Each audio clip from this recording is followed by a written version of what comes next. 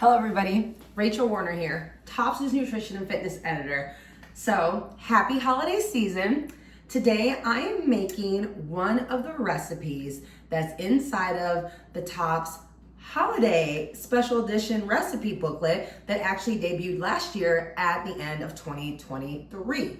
So, we want to make sure that you all remember that that's an amazing resource that you have access to online through the Tops website so that you can have some other options as far as mixing things up during the holiday season, whether it's for yourself or you've got guests coming over. So it's got sides, it's got beverages, it's got main entrees, which is one of the things I'm gonna show you today. Okay, so it's the butternut mac and cheese muffin.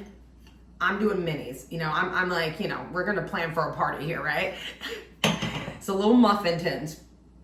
Now, or muffin cups, I should say. And I'm using my muffin tin to make them.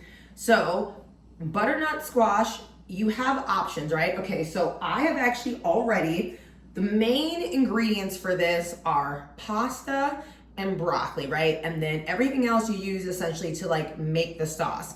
I used a gluten-free pasta because I'm kind of phasing out gluten from my nutritional lifestyle at the moment. But know that the recipe in the booklet is just standard wheat pasta. So know that if you are someone who is also eating gluten-free, you can totally sub in gluten-free pasta for this. It will work. However, just know the exchanges for you are going to be approximate because the carb content may go down a little bit depending on the type of gluten-free pasta that you use. Again, it's not a definite, but just know that the exchanges are going to be approximate for you if you do switch out the type of pasta that you're using. Already got my broccoli in here, so that actually goes in. These are already done. You want to make sure that the broccoli and the pasta is already cooked before you can actually put the sauce together. That's fine, if you want to do it all at one time. Make sure you're also preheating your oven to 350.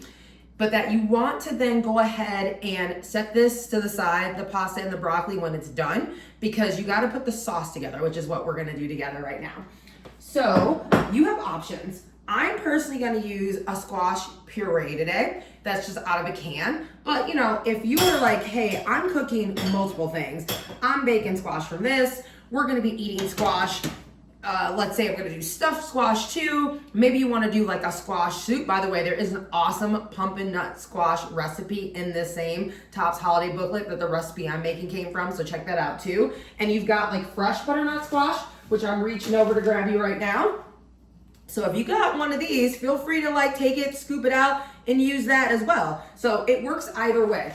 Same amount, it's just how much time and effort you want to put into it, right? Or how quickly you need to get this meal done. So I'm taking my squash puree. I believe the recipe says 3/4 of a cup. I'm going ahead and I'm going putting them in a pot. I'm actually going to move these muffin tins because I don't need them quite yet. I'm going to move the pot closer so you can see that. And so we'll just switch, done and done. And then I'm gonna take the cheese. Now, as you know, I am plant-based. So again, it's one of those things is that you can definitely make this recipe so that it's dairy-free and or gluten-free, but just know again, if you switch out the type of cheese, or even if you're still using dairy cheese, but let's say you're not using cheddar cheese, maybe you wanna use provolone, maybe you wanna use mozzarella. So even if you just even change the cheese type, that's also gonna make the analysis that comes with the recipe in the booklet, remember? So your exchanges, they're gonna be, you wanna still recalculate them for yourself, because know that what we have in the recipe then is an approximation if you start to switch out any of the ingredients, which totally, we want you to be able to do you. We make these recipes so that they're flexitarian. So just know that you just wanna make sure you always calculate your exchanges as well.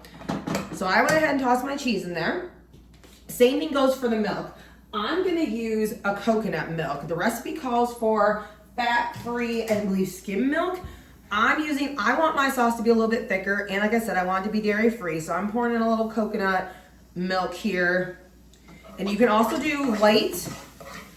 It doesn't need to be a full fat coconut milk either. It could also be a light or reduced fat. You could also use an almond milk or an oat milk.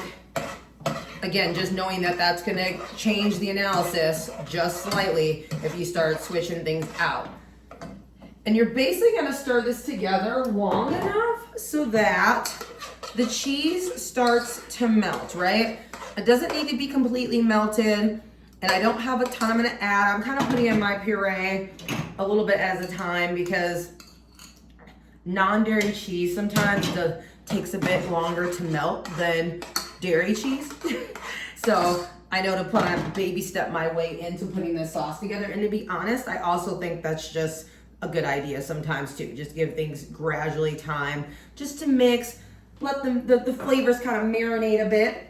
The recipe also calls for a little bit of paprika. I'm using Spanish paprika, so it's gonna have a little bit more of a savory taste. I mean, the recipe calls for sweet. The nice thing about herbs and spices is that doesn't affect the exchange calculation or the analysis at all. Just depends on, like, you know, your taste. You know, if paprika is not your thing, skip it. If you're somebody who wants this maybe to have a little bit more of a sweeter edge to it, or like a different type of spice, you could put in clove. You could also use a little bit of cinnamon, or just go outside the box altogether. Throw some dill in there, you know? Like, that's one of those things where it's like, you know, this is how we get to make these recipes, put our own spin on them. So have fun, get creative, right? Cooking is an art form, 100%. Okay, so I've got this. Ooh, yeah, this is looking good. So you notice, I haven't mentioned salt at all. I haven't mentioned pepper. Those are things you could add. Now, if you're someone who needs to stick with low sodium, you want to make sure you check the ingredients, like what the sodium content is on everything else that you're using already. So you don't like add more salt and then like spike the sodium content up higher than you actually maybe want it to go. If you are someone who, let's say, okay, sodium's not an issue for me, but I'm trying to watch sugar, again, you want to again check if you're switching out like the milk, if you're switching out the cheese, it always is good. It's always good to look at ingredient labels. All right, now this is thick. The cheese has melted. It smells amazing. Now pepper. Again, I love some spice, so if you want some pepper in here, go ahead and throw it in. This would be the time to do it, by the way, too, would be in the sauce before you put your pasta and your broccoli in, like I'm doing right now. So again, you want to make sure before you put everything in the muffin tins, everything is like nice and mixed together. Like I said, those flavors get to marinate. Ooh, I love this. You could also just eat this as is, by the way, too. It doesn't necessarily have to go in the muffin tins and then go in the oven. So if you're like, nope, this is a delicious meal in and of itself without just adding the final flourish. Putting it in the tins just make it look fancy, either for yourself if you want to just like have a little nicer dinner at home, or if you want to like show off to your guests. But this alone would be delicious, and it would be time to eat if we weren't gonna bake it, okay? So as you see, I'm doing minis. The recipe calls for 2 servings. So, and those would be bigger muffin tins as well. Again, I want to celebrate. I have some people over. So I'm going to go ahead. I'm going to make several mini cups. So this is going to be like several, like more like half servings that will feed multiple people, but it works. See how that works? And if you have enough shredded cheese, you could also just sprinkle just like another just smidge, like a dash on top of the muffin cups, not a lot, just to have that kind of baked, little pretty like finish at the end. Oh my gosh, this is gonna be so fun. This is also a great meal for kids, by the way, too. You wanna make sure you're filling though the muffin tin cups as evenly as possible. You don't want someone to feel like they got gypped at the end, or he, she, or they got more than you did. So, or the person next to them. So you get the gist. So you're gonna fill up your muffin tin, get the rows, whether you're using minis like me or traditional 4 or 6 muffin tin, then slide in the oven, gets popped in the oven for 10 minutes. One thing also I wanna say about this recipe is that this is one of those ones, especially if you do the minis like I am, guess what? You got leftovers, put it in your new Tops Can Go container. And don't forget, if you liked this video and or you end up trying this recipe, please comment on the video. Let us know what you think. Also, feel free to repost, share with friends, chapter members, family members, anyone you think who might dig the muffin tin butternut mac and cheese as much as we do.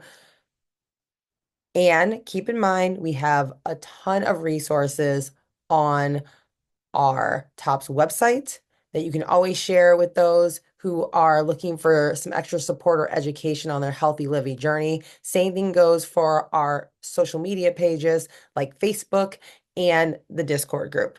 Although I think with Discord, they might need to be invited to join. So encourage them to become a Tops member. The more the merrier, right?